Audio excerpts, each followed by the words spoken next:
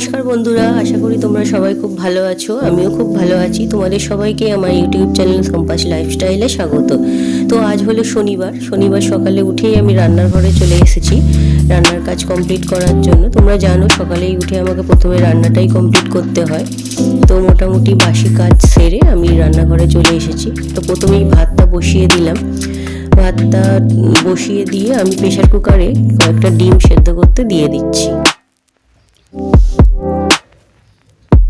আমি ডিম প্রেসার কুকারেই সেদ্ধ করি। প্রেসার কুকারে অনেক তাড়াতাড়ি হয়ে যায়, 2-3টে সিটি দিলেই ডিমগুলো মোটামুটি ফুল বয়েল হয়ে যায়। তো তাই আমি প্রেসার কুকারেই ডিমগুলো সেদ্ধ করে নিই।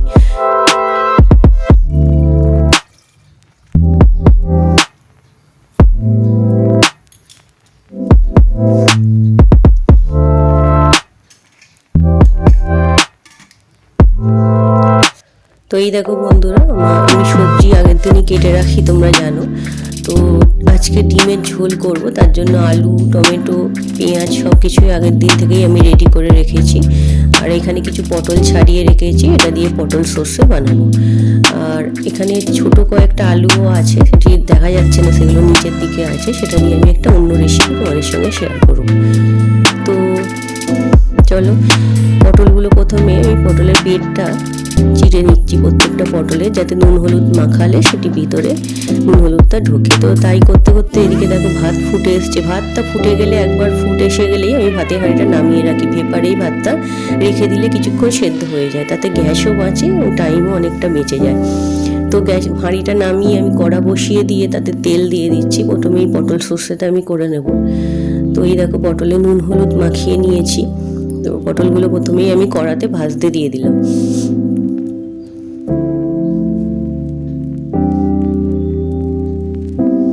পটলগুলো ভালো করে গরম তেলে নাড়িয়ে চাড়িয়ে ভাজতে হবে প্রথমে। পারলে যদি একটু চাপা দিয়ে রাখা যায় তাহলে খুব ভালো হয়, তাহলে কিছুটা সেদ্ধ হয়ে যায় ভালোই, পরে আর অসুবিধা হয় না। তো দেখো এখানে মিক্সি বাটিতে আমি সর্ষে আর অল্প কিছু পোস্ত আর কাঁচা লঙ্কা নিয়ে নিচ্ছি, সেটা পেস্ট বানিয়ে নেওয়ার জন্য। যতক্ষণ পটলটা ভাজা হচ্ছে ততক্ষণ মশলাটা আমি বেটে নিই।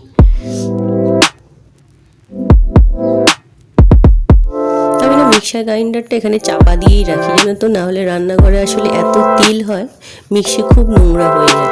কিন্তু চাপা দিয়ে রাখার পর থেকে দেখছি মিক্সিটা বেশ পরিষ্কার থাকে। তো এদিকে দেখো পটলটা আমার অর্ধেকটা ভাজা হয়ে গেছে। তো আমার চোখ মুখের অবস্থা দেখো, ভীষণ গরম পড়েছে, আর এই আগুনের সামনে থেকে আরও ঘেমে যাচ্ছি।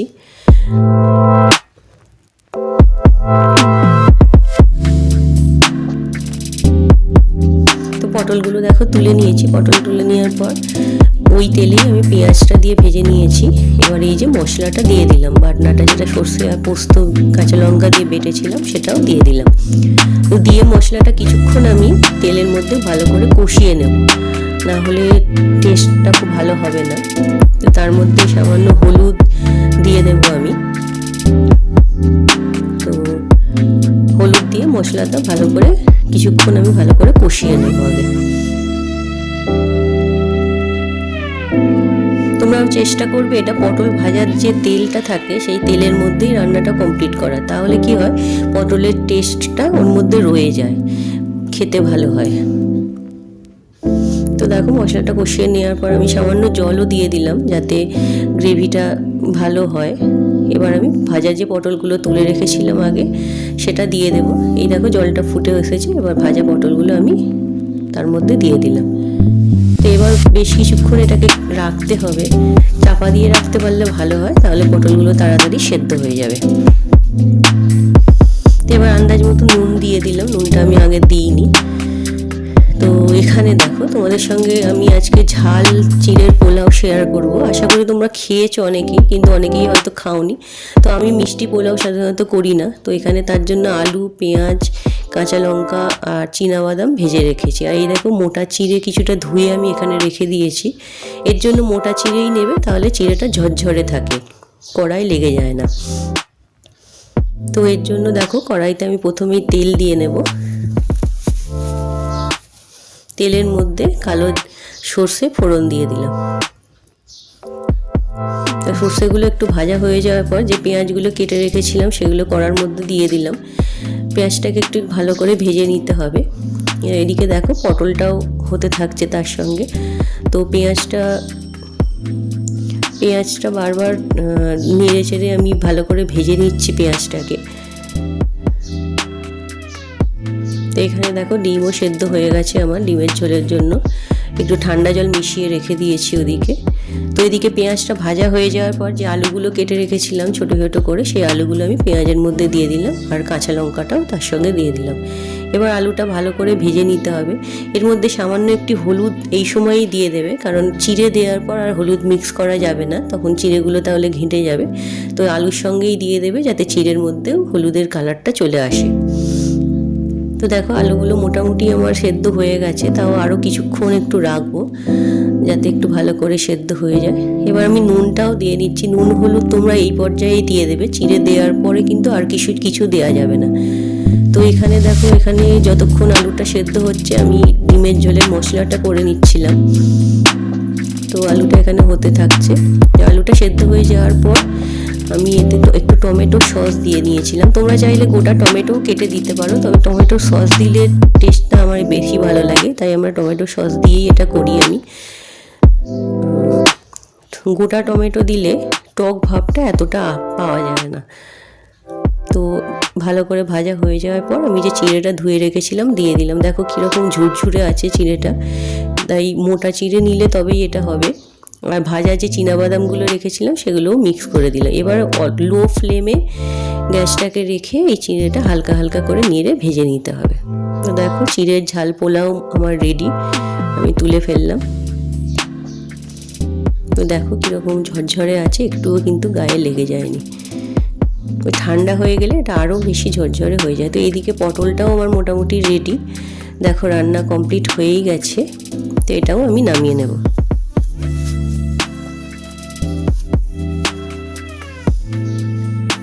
তো এবার ডিমের ঝোলটা আমি রান্না করে নেব। ডিমের ঝোলের জন্য কড়াইতে তেল দিয়ে সামান্য হলুদ দিয়েছিলাম ডিমগুলো ভাজার জন্য। তাতে কি হয়, ডিমের রঙটা ভালো হয়, ডিমের সাদা ভাবটা চলে যায়, আর হালকা একটা লালচে ভাব এসে যায়, সেটা ঝোলে দেখতে ভালো লাগে। আর এখানে আমার পটলটাও আমি নামিয়ে রেখেছি। তো ডিমগুলো হালকা ভেজে তুলে নিয়েছি। এবার তাতে তেজপাতা, গোটা জিরে, গরম মশলা ফোড়ন দিয়ে দিলাম, গোটা গরম মশলা ফোড়ন দিয়ে দিলাম। তো এখানে মিক্সিটা আমি বাটনাটা আগেই বেটে নিয়েছিলাম। তো তার আগে পেঁয়াজটা আমি এখানে দিয়ে দিলাম ভাজার জন্য।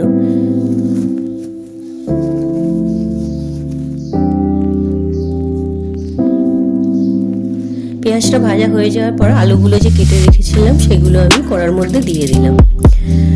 ডিমের ঝোল আসলে খুব একটা কমন রেসিপি, সবার বাড়িতেই মোটামুটি হয়, দেখানোর কিছু নেই। তো এই দেখো বাটনাটাও আমি দিয়ে দিলাম। এতে আদা, রসুন আর জিরে বাটা আছে, তার সঙ্গে একটি কাশ্মীরি লঙ্কার গুঁড়ো আর হলুদ গুঁড়োও দিয়ে দিয়েছিলাম। তারপরে আমি এটাকে ভালো করে বেশ কিছুক্ষণ কষিয়ে নিয়েছিলাম।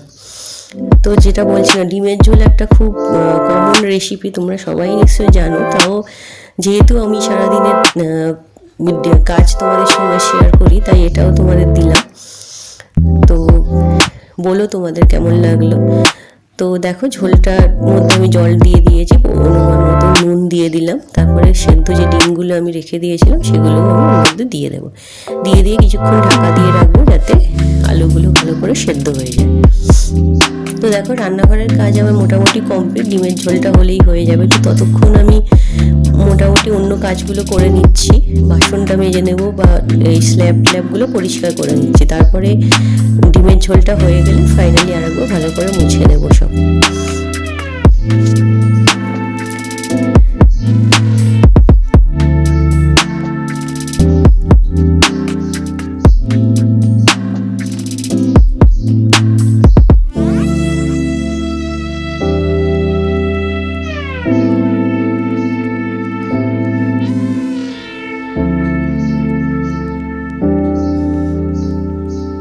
তো এই আমার নিচের ঘরের জানলা আমি এই খুললাম।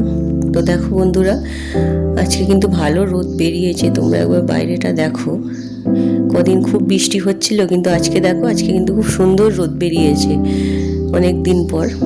তো চলো শেয়ার করি আজকে কি কি রান্না করলাম। এই যে ভাত তোমরা দেখেছো, এটা হলো পটলের ঝালটা যেটা সর্ষে দিয়ে করেছিলাম, এটা ডিমের ঝোল, আর এতে একটা ডিম সেদ্ধ আছে যেটা ছেলের জন্য রাখা আছে, আর এটা হলো চিড়ের পোলাওটা। তো দেখো রান্নাঘরও আমি পরিষ্কার করে নিয়েছি রান্না কমপ্লিট হওয়ার পর। তো উপরের ঘরে চলে এসেছি, উপরের ঘরেও বিছানাটা পরিষ্কার করে নিলাম। তো ভালো করে ঝেড়ে পরিষ্কার করে নিলাম। ঘরের জানলাগুলো খুলে দিলাম, অনেকদিন পর আজ ভালোভাবে রোদ বেরিয়েছে সকাল থেকে। কদিনই প্রচণ্ড বৃষ্টি হচ্ছিল। তো ওয়াশিং মেশিনে যে কাঁচা জামা কাপড়গুলো আছে সেগুলোও ভাবছি তাই বারান্দায় মেলে দেবো, তাড়াতাড়ি শুকিয়ে যাবে।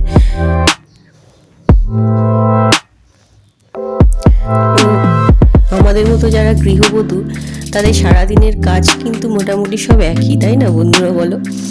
কিন্তু তাও তার মধ্যে একটু বিভিন্নতা আনার জন্য যেটুকু তোমাদের সঙ্গে শেয়ার করতে পারলে কাজগুলোতেও যেন মনে হয় ইন্টারেস্ট অনেক বেড়ে যায়। তো তারপরে কাঁচা জামা কাপড়গুলো এই যে আমি বসে এখানে ভাঁজ করে নিচ্ছি। তো আমার ছেলে দেখো ওদিকে এসে আমার সঙ্গে কন্টিনিউ কথা বলে যাচ্ছে।